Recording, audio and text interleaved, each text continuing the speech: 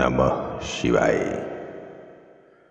वक्त गूंगा नहीं बस मौन है, समय आने पर बता देगा किसका कौन है। परमात्मा कहते हैं कि समय न लगाओ ये तय करने में कि क्या करना है, वरना समय तय कर लेगा कि तुम्हारा क्या करना है। अध्यात्म का मूल सिद्धांत यह है कि हम में से प्रत्येक वास्तव में एक आत्मा है जो कि थोड़े समय के लिए इस भौतिक शरीर में आई है। यह समय 20, 50, 60, 80 या 100 वर्षों का हो सकता है, लेकिन मृत्यु के बाद हर एक को इस दुनिया से जाना है। हमारे जीवन का उद्देश्य अपनी आत्मा का मिलाप परमात्मा से करना है। आध्यात्मिक होने का मतलब है भौतिकता से परे जीवन का अनुभव कर पाना।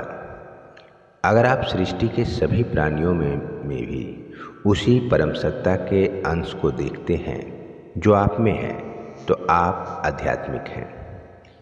आध्यात्मिक शरीर के लिए जन्म, जरा और मृत्यु एक प्राकृतिक क्रिया है जो ब्रह्मांड या विश्व के लिए नियति है। आध्यात्मिक शक्ति प्राप्त व्यक्ति ईश्वरीय शक्ति संपन्न बन जाता है। आध्यात्मिक जीवन एक ऐसी नाव है जो ईश्वरीय ज्ञान से भरी होती है।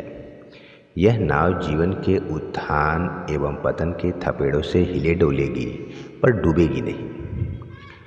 आध्यात्मिक ज्ञान मानव को पतन की ओर अग्रसर होने से रोकता है। भौतिकता के कारण इंसान के अंदर जो अंधकार उत्पन्न हुआ है उसे आध्यात्म के प्रकाश से ही दूर किया जा सकता है।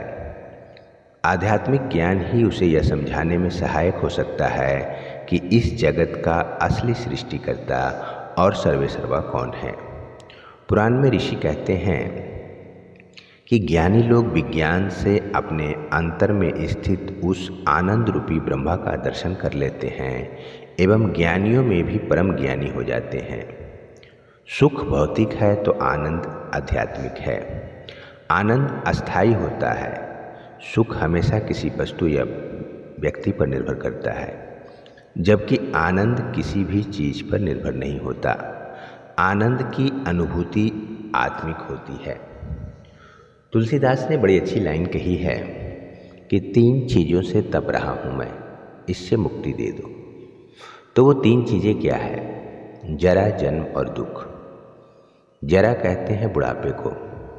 बुढ़ापा 2 तरह का होता है, एक शरीर का बुढ़ापा, दूसरा मन का बुढ़ापा। शरीर तब बूढ़ा दिखेगा अगर तुम्हारा मन बूढ़ा हो गया है, क्योंकि मन ही ये तय करता है कि आप बूढ़े हो गए हो या जवान हो। अगर आपको चोट लगती है तो पीड़ा किसको होती है? मन को। मनुष्य के सारे कर्म मन से ही होते हैं। अब कीचड़ में खिले उस कमल को देखो, वह भी हमें कुछ बताती है।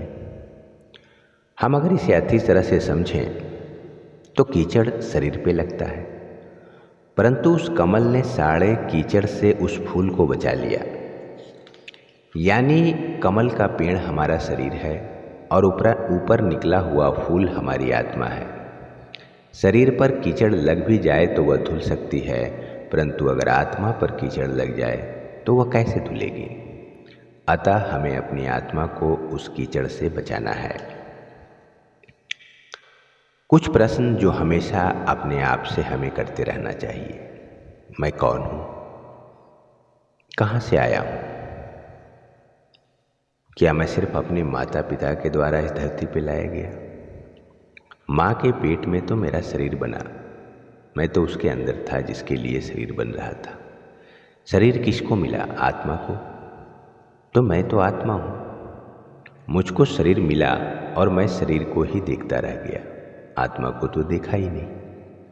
शरीर को ही मैं समझता रहा, आत्मा को मैं समझा ही नहीं। यहाँ से चिंता शुरू होती है। कमीज फटी है तो उसको हम तुरंत सी लेते हैं, बटन टूटी है तो तुरंत बदल लेते हैं, परंतु अगर बनियान फटी हुई है तो उससे कोई फर्क नहीं पड़ता, क्योंकि हम यही सोचते हैं कि वह तो किसी को दिखाई नहीं देगी। अंदर की चिंता नहीं है, बाहर सब ठीक रहना चाहिए। तो बाहर क्या है? तो संसार, तो उसकी चिंता सबको है। अंदर आत्मा है, उसकी चिंता किसी को नहीं है। अतः यह स्मरण रहे कि फैलो तो तुम समुद्र हो, न फैलो तो बूंद, बिखर जाओ तो सुगंध हो, न बिखरो तो फूल हो। उम्मीद करते हैं कि यह वीडियो आपको पसंद आया होगा। धर्म, अध्यात्म और जीवन के सत्य को जानने के लिए आप अपने चैनल दिव्यांश दीप को सब्सक्राइब जरूर कीजिए और इसे लाइक और शेयर भी जरूर कीजिए। और ऐसे ही ज्ञानवर्धक वीडियो को सबसे पहले देखने के लिए आप नोटिफिकेशन बेल प्रेस करना ना भूलें। जय श्री कृष्ण।